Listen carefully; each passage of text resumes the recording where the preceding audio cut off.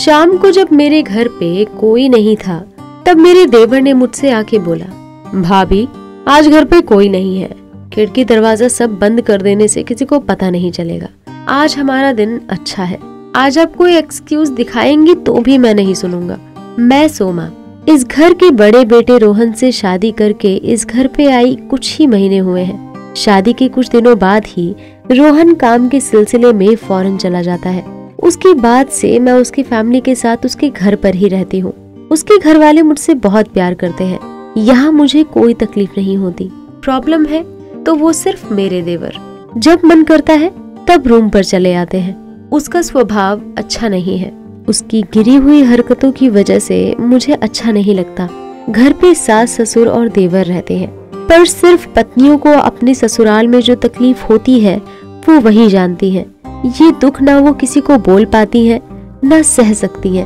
राहुल हमेशा मेरे पास आके बोलता है, भैया तो अभी घर पे नहीं है, मुझे थोड़ा वक्त देंगे तो क्या हो जाएगा भाभी। उसकी ये गंदी बातें सुन के मुझे क्या करना चाहिए मुझे समझ में नहीं आता। लेकिन एक घर में रहने से आमना सामना हो ही जाता है। सास को बोलने गई तो बोलेंगी, घर पर आई नहीं और मेरे बेटे के बारे में बुराई करने लग गई। मेरे पति के बारे में भी क्या बोलूं, वो इतनी दूर रहते हैं, उनको भी टेंशन होगी, इसलिए ये सब हजम करना पड़ता है। एक दिन मेरे सास ससुर मुझे मेरी सास की बहन के घर में घुमाने लेके जाने वाले थे। उसी वक्त राहुल आके बोला, माँ आप सब चले जाओगे तो मैं अकेले कैसे रहूंगा, और सामने मेरा फाइनल एग्जाम भी है, मेरे लिए खाना कौन बनाएगा, आप लोग तो जा रहे हो। ठीक है, लेकिन भाभी को घर पे रहने दो, प्रॉब्लम नहीं होगी, वो कभी और चली जाएंगी। राहुल की बात सुन के मेरी सास ससुर ने कहा, अरे सच में हम लोग तुम्हारे बारे में तो भूल ही गए थे।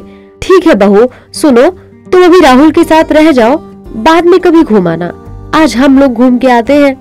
शाम को राहुल जब घर पे था वो आया और मुझको आके बोला, भाभी आज आपके पास आने में कोई रुकावट नहीं आएगी, आज घर पे कोई नहीं है, खिड़की दरवाजा सब बंद कर देने से किसी को पता नहीं चलेगा।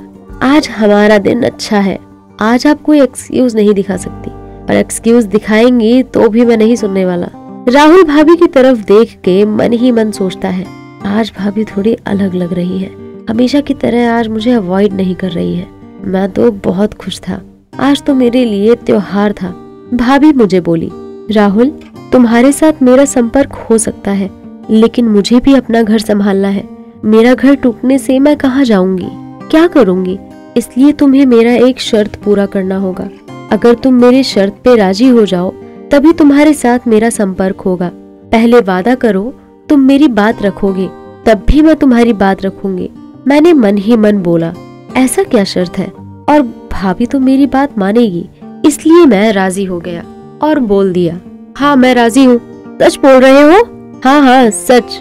मेरे पास आने से पहले तुम्हें पूरे 40 दिन भगवान की सेवा करना होगा, पूजा करना होगा, उपवास करना होगा, हिंदू धर्मों का किताब पढ़ना होगा, यही है मेरी शर्त। अगर तुमने मेरी शर्त पूरी नहीं की तो मैं तुम्हारी बात नहीं रख पाऊंगी, लेकिन अगर तुमने ये पूरा किया तो ही मैं तुम्हारी बात रख पाऊंगी। 40 दिन? ये तो बहुत टाइम है, ये कैसा शर्त है? तुम मेरे लिए इतना नहीं कर सकते? मैं तो तुम्हारे लिए जीवन भर वेट करूंगी। राहुल ने भी सोचे बोला, ठीक है। उसके बाद से राहुल सोमा की हर बात मानने लगा। फिर सोमा के सास ससुर भी वापस घर आ गए। आके उनके बेटे का बदलाव देख के वो बहुत खुश हुए। मेरा बेटा कितना अच्छा हो गया है, सब तुम्हारा किया हुआ है बहू, तुम्हारे आने के बाद ही हमारे घर में सब बदलाव हुए हैं। सोमा ने अपनी सास को प्रणाम करते हुए बोला, आशीर्वाद दीजिए माँ, ताकि मैं ऐसे ही आप सबके साथ रह सकूं। बहुत दिनों बाद राहुल सोमा से आके बोलती है, भाभी 40 दिन हो गए हैं, लेकिन मैं उस शर्त के लिए नहीं आया हूँ, आपको धन्यवाद करने आया हूँ। मैं समझ सकता हूँ मैंने बहुत गलतियाँ की हैं, पाप किए हैं, लेकिन भाभी आपने मेरे इस पाप को आसक्ति क्यों दी, मुझे रोका क्यों नहीं? भैया राहुल, अगर मैं तब ये सब बातें बोलती तो शायद तुम नहीं सुनते, तुमको हमारे संपर्क की समझ नहीं थी, इसलिए मैंने तब ये सब बातें तुम्हें नहीं बताई। अब जब तुम जानते हो हमारे बीच कैसा संपर्क है, अब तुम ये सब नहीं करोगे, लेकिन तुमने ये सब तब बिना सोचे समझे किया था, इसलिए मैंने ये तरकीब निकाली। राहुल शर्मिंदा होकर सोमा से माफी मांगता है और बोलता है, मुझे माफ कर देना भाभी, फिर ऐसी गलती मैं कभी नहीं करूंगा। आपने मेरी आंखें खोल दी। आपको बहुत बहुत धन्यवाद।